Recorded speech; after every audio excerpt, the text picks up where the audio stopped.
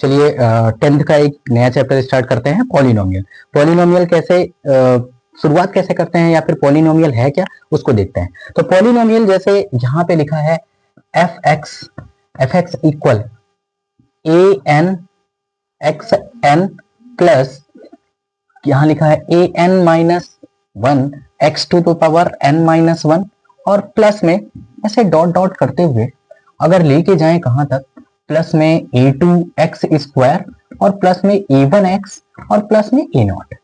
तो इस तरीके का जो आता है, इस तरीके का जो फॉर्म लिखा गया है उसे ही हम क्या बोलते हैं, पॉलिनोमियल बोलते हैं। जहां पे अगर हम पहला पॉइंट देखें इसमें, तो जो ए एन है कामा ए एन माइनस वन है डॉट डॉट ए टू है और ए वन है ए नॉट है, ये क्या है, कॉफिशिएंट है, कॉफिशिएंट है, कॉफिशिएंट है और कॉफिशिएंट है और क्या होते हैं, बिलोंग्स टू रियल, यानी ये रियल नंबर होते हैं, बिलोंग्स टू रियल नंबर होते हैं।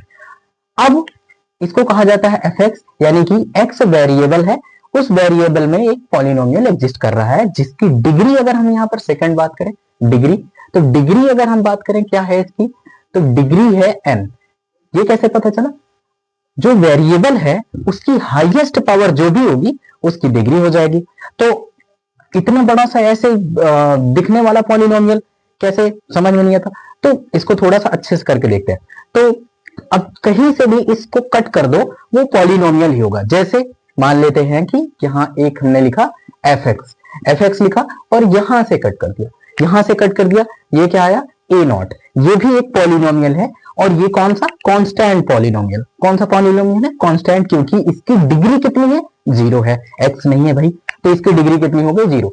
अब मान लेते हैं कि दूसरा कट कर दिया, यहां से कट कर दिया, तो ये बन के आया ए वन एक्स और प्लस में ए नॉट, ये कौन सा पॉलिनोमियल हुआ, डिग्री देखो इसकी डिग्री कितनी है, वन है। अगर डिग्री वन है तो इसको हम लोग बोलते हैं लीनियर पॉलिनोमियल।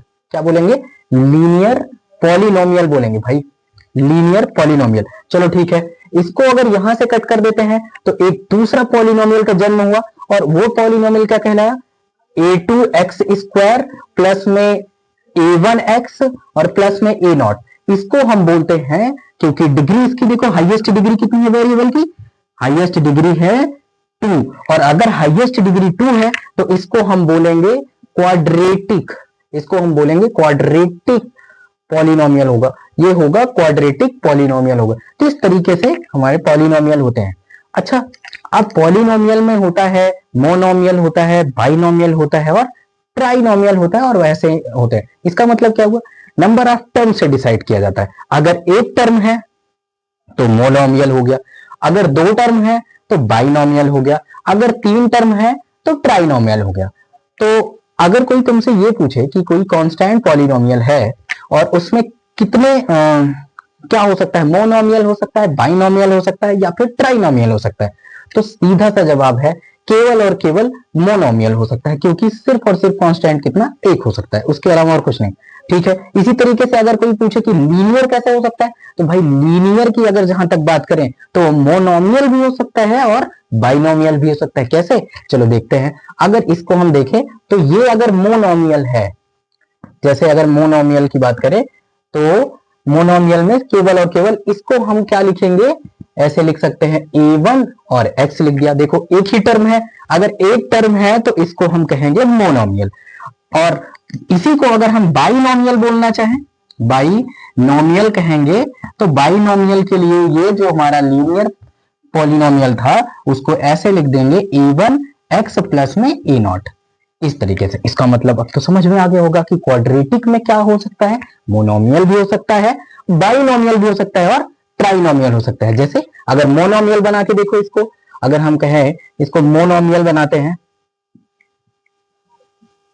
मोनोमियल, तो सिर्फ और सिर्फ क्या लिखेंगे, ए टू एक्स स्क्वायर। और अगर इसको हम क्या बनाएंगे, बाइनोमियल बनाएंगे, बाइनोमियल बनाएंगे तो ये होगा A two X square, A two X square plus में ए वन एक्स, या फिर ऐसा भी तो हो सकता था ए टू एक्स स्क्वायर और प्लस में ए नॉट हो सकता है। एक बात जरूर ध्यान दीजिएगा, अगर क्वाड्रेटिक है तो इसको कहा जाता है लीडिंग कॉफिशिएंट।